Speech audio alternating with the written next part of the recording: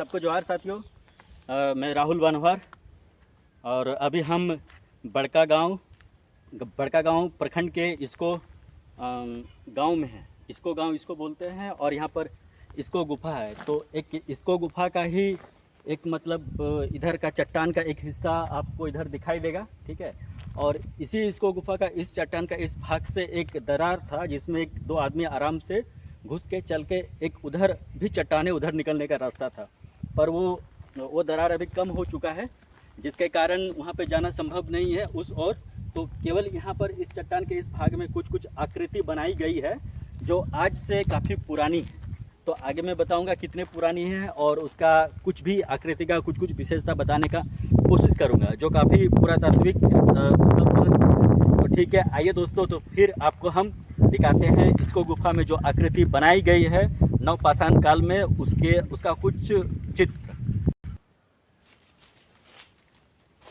आइए दोस्तों, तो एक काफ़ी हम ऊपर चढ़ गए थे, तो अब आ रहे हैं यहाँ से नीचे, फिर आपको दिखाएंगे इसको गुफा में जो पेंटिंग्स चित्रकला बना है, शैल चित्रकला, इसे रॉक आर्ट फॉर्म बोलते हैं, आपको हम दिखाएंगे। देखिए यहाँ से आप देख रहे हैं ये चट्टान का एक हिस्सा है जो खराब हो चुका है, पर यहाँ पे कुछ आकृति बनाई गई थी वो अब मिट चुका है, ठीक है। तो यहाँ पर कुछ आप आकृति ये पॉज कर लिए तो पॉज कर। तो दोस्तों अब हम उस स्पॉट पे पहुंच चुके हैं जहाँ पर नवपाषाण काल में बहुत सारी आकृति बनाई गई थी।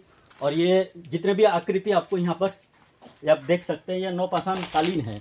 आज से 10,000 से लेकर 6,000 BCE ईसा पूर्व की आकृति है। यहाँ पर जो इस गुफा में हम लोग के पूर्वज रहते थे उन्होंने ये आकृति बनाई है।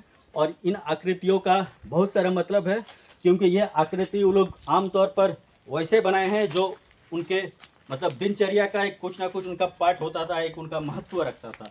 उन्हीं सब चीज़ों का आकृति बनाए, जैसे कुछ फूल पौधा पेड़ या फिर कुछ जंगली जानवर वगैरह, यही सब चीज़ का आकृति बनाया गया है। और कुछ आकृति विशेष महत्व रखता है, पर ज़्यादा समझ के बाहर है हमारे लिए, क्योंकि हम लोग शोधकर्ता नहीं है इस संबंध में, जस्ट आए हैं, सुने हैं, तो यहाँ देखने के लिए आ गए हैं। जैसे आप देखिए ये सब सारी आकृतियाँ चौखुट में बनी हुई है, एक इसका अपना महत्व है और ये सब का भी अपना एक महत्व है, ठीक है। और एक यहाँ पे देख सकते हैं, एक यहाँ पर एक आदमी नुमा कुछ बनाया गया है और यहाँ पे फूल बनाया गया है। और एक चीज़ आपको हम दिखाते हैं, ये पूरा क्लियर हमको समझ में आ रहा है। हमारा एक जितिया पर्व में बनाया जाता है चालू सियाल।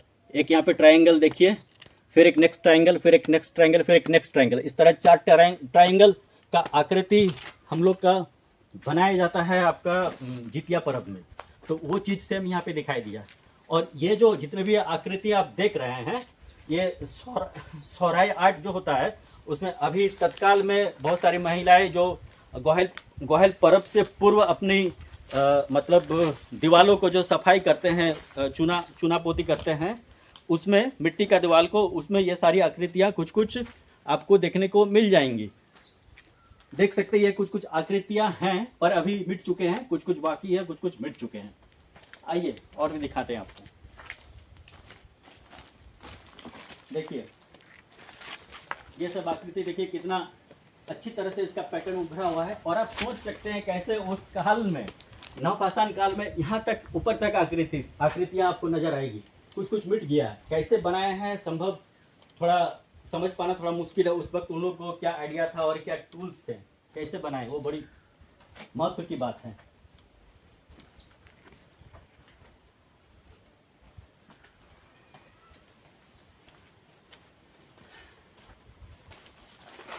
तो आइए दोस्तों, आपको हम वो दरार दिखाएंगे जिसमें इस चट्टान का, इस पहाड़ का एक हिस्सा इस तरह है और एक हिस्सा उस साइड भी है, जो इसमें घुस के उस वक्त नवपाषाण काल में हमारे पूर्वज जाया करते थे। पर ये दरार अभी काफ़ी संकीर्ण हो चुका है, जाना संभव नहीं है। आप देख सकते हैं ये दरार को,